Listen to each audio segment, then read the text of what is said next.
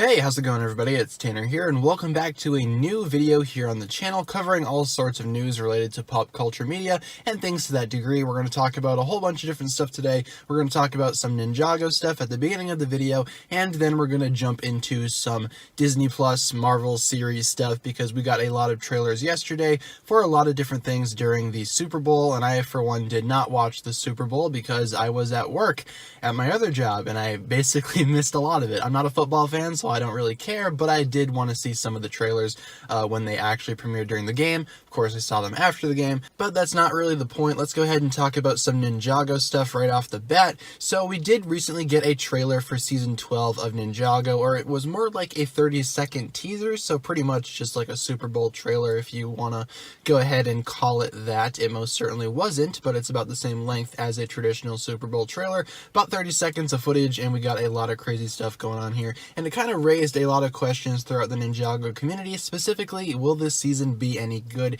and will this season be better than Season 11, which a lot of people just do not care for. A lot of people feel like Season 11 is the actual, I guess, worst point of the Ninjago series. I would not agree with that. I would say that some other stuff is a little bit worse in Ninjago than Season 11. There was a lot of things to enjoy in that season, at least for me personally. I thought there was a lot of things to enjoy, but that doesn't mean that people can't have their opinions. But a lot of people are of the opinion that Season 12, based on the footage that we actually saw in the little teaser, might actually be pretty good. It might actually be one of the better Ninjago seasons out there. At least in my opinion, it's a lot more creative of a Ninjago season than what we have seen in the past, and especially compared to, again, Season 11 with Serpentine again being the villains, and Season 13 rumored to have the skeletons back, so, you know, not really too creative of options there. But Season 12 is set entirely in a video game world from what we can see from the trailer, and it looks really unique, and I love a lot of the things going on in this trailer, again, that I think could make this season an actual really good season when you compare it to the rest of them. And I do understand that they are taking influences from some other things as well. It appears that they are taking influence from Ready Player One, which is of course a book and a movie, and the only reason I say that is because the racing scene that we see in the trailer for Season 12 does remind me of the racing scene from that movie, where they take a whole bunch of iconic vehicles from video games and TV shows and kind of merge them in a big race, and all kind of, you know, they all kind of race for something. I can't really remember what. The movie wasn't very good, but I can definitely see where the influences are coming from in the Season 12 trailer. We've got somebody riding the Jungle Raider, we've got a whole bunch of different Ninjago vehicles. I think it'd be kind of cool if we had just a whole lot of iconic ninja vehicles on the field at once. You could have things like Kai's Blade Cycle fighting, you know, something like Kai's new mech from Season 12, for example. Of course, Kai will probably be in his new mech, and somebody else might be on the Blade Cycle, for instance, because it appears that all of the avatars in this video game world have been driving various iconic ninja vehicles from what we can see from the Jungle Raider. And it's a good way to go ahead and merge in the Ninjago legacy stuff as well into that mix, and go ahead and make the sets actually relevant for the Season 12 storyline. And overall, it just seems like Season 12 is a very unique step forward for Ninjago, and I, for one, am looking forward to seeing what else we can get from this season very soon. I'm glad that we finally got some sort of trailer for it, because it was a long, dry spell of absolute nothingness, but of course, you know, we always get things eventually. It's just a matter of when we get them, and I have no idea when this season will be coming out either. I don't think a release date is necessarily set as of this point, but it will probably be airing in some country that's not the United States before we actually get any sort of mention of a US air date here. I believe they're still airing the Ice Chapter episodes, or at least they might be.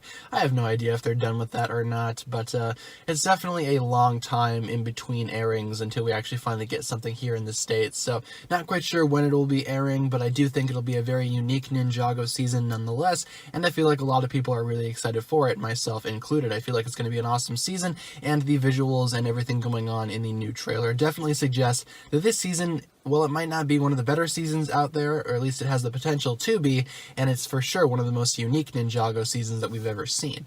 Now let's go ahead and switch gears and jump on into the Disney Plus stuff that we got to talk about today, specifically related to 3 Marvel Disney Plus shows, which I'm really excited for now that we actually got footage for them. And we got a little bit of a brief, I guess, 30-second TV spot featuring several shows, including The Falcon and the Winter Soldier, WandaVision, and the new upcoming Loki series. So let's go ahead and talk about Falcon and the Winter Soldier first, because that's the one that I'm most excited for.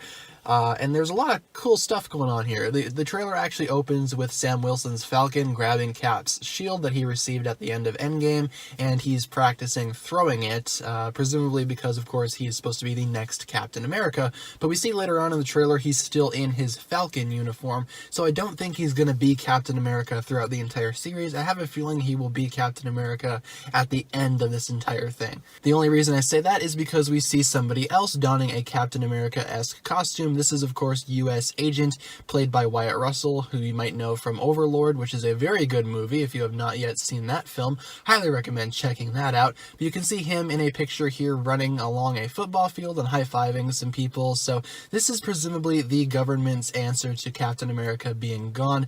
They issue a new Captain America, who is, of course, U.S. Agent. Not exactly the same level of skill as Captain America, and of course Cap himself would have wanted Falcon to take up the shield as he gave it to him at the end of Endgame. So this is the government basically, giving the finger to Sam Wilson and just hiring somebody else to be Captain America, which I guess is kind of scummy if you ask me, but I have a feeling that's what the series is going to be leading towards. Somebody will attack and U.S. Agent will not be prepared for that and will fail miserably as Captain America. Falcon will come in and take over and actually do a pretty good job, and he will be issued as the new Captain America officially by the government, which he probably should have been in the first place considering how that was Cap's final wish. We also see some footage of Bucky, Winter Soldier, in this trailer, and that's really cool. It's nice to see him back with a shorter haircut. Looks really nice, and he is, I guess, interacting with Baron Zemo, who was the main villain of sorts from Captain America's Civil War. He's back in this series, and he does have his iconic purple mask from the comics, from what we saw from an earlier, I guess, trailer or earlier footage, something like that. But overall, the trailer itself looks really cool. I'm most excited for this Disney Plus show out of all of them, I think, just because I feel like this is going to be the most, I guess, iconic of the entire thing. It's one of the first MCU shows to be put out on Disney Plus, and I feel like this one is going to be the best out of all of them. At least that's just my opinion. I'm most excited for the Falcon and the Winter Soldier. Next up, let's talk about WandaVision and what is going on here. Whole bunch of crazy stuff happening in WandaVision. I can't really narrow down exactly what is going on here, but there is a line in the comics where I believe Scarlet Witch goes a little crazy and suddenly just envisions a life in the 50s with Vision where they have children, and I believe that's what's being adapted here. You might have to forgive me, I'm not a Marvel Comics guy. I mostly just watch the movies and that's about it, but I do know some stuff from the comics, so it's not like I'm a complete, I guess, normie when it comes to the Marvel Universe, but I'm definitely more of an MCU movie type of person as opposed to a comics person. But again, that doesn't mean that I'm not knowledgeable of some stuff, and I do believe that this WandaVision series is being adapted from that specific comic run. And we can see Vision is back here, and Vision was killed in Infinity War, and they did not bring him back in Endgame, so this just goes to show that this very well could be just an illusion that Scarlet Witch puts on after the events of Avengers Endgame, and now suddenly she and Vision are trapped in this 50s style sitcom with children, so I guess that's something. They do have children in this trailer. We can see 2 cribs,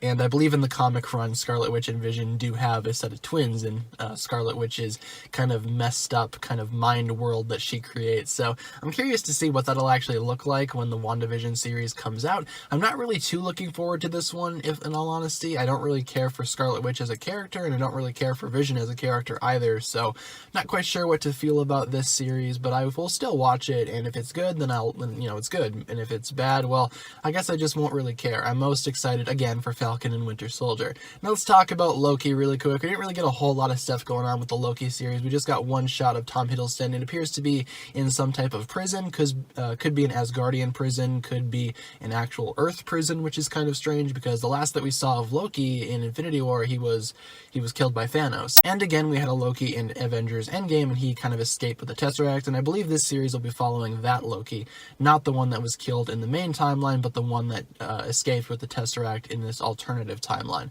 All of these series are confirmed to be taking place after Avengers Endgame. Some of them are extremely obvious, and some of them are not, and the actual trailer for the series itself looks really cool. All of the different series all together, they look really great together, and I think Disney Plus is going to be an awesome kind of way to go ahead and expand the MCU, because again, that's what their goal is. We didn't really see a whole lot for Loki, we didn't really see a whole lot for the other shows either, but we saw enough to get me excited, and I'm most excited again for the Falcon and the Winter Soldier. I feel like that series is going to be the best out of all of them. WandaVision looks interesting, and I'll have to go ahead and see what that one's about, and Loki we didn't really get too much of, but it still looks cool nonetheless. And with all that being said, guys, that'll just about do it for this news video here today. I hope you enjoyed watching this video. Tell me below what you think your favorite story was. Are you excited for Ninjago Season 12, and do you feel like it could be one of the better seasons out there, and which Disney Plus Marvel show are you most looking forward to. Leave all your thoughts in the comments down below, and I look forward to reading what you guys come up with. With all that being said, be sure to like, comment, subscribe, do all that fun stuff, and check out the links down below in the description for my other forms of social media. As always, big shout out goes out to my Patreon supporters, including the Marvelous Jan. Thank you so much for pledging the $10 tier. As such, you will receive a spoken shout out and a written shout out at the end of every video, plus the option to go ahead and record a brief advertisement for whatever you'd like to be played at the end of every video as well. Still waiting on that one, but don't worry, I am a very patient person, so I will receive it whenever you feel comfortable giving it to me. With all that being said, guys, thank you so much for watching this video once again. My name is TannerFishies, and with that, I bid you farewell.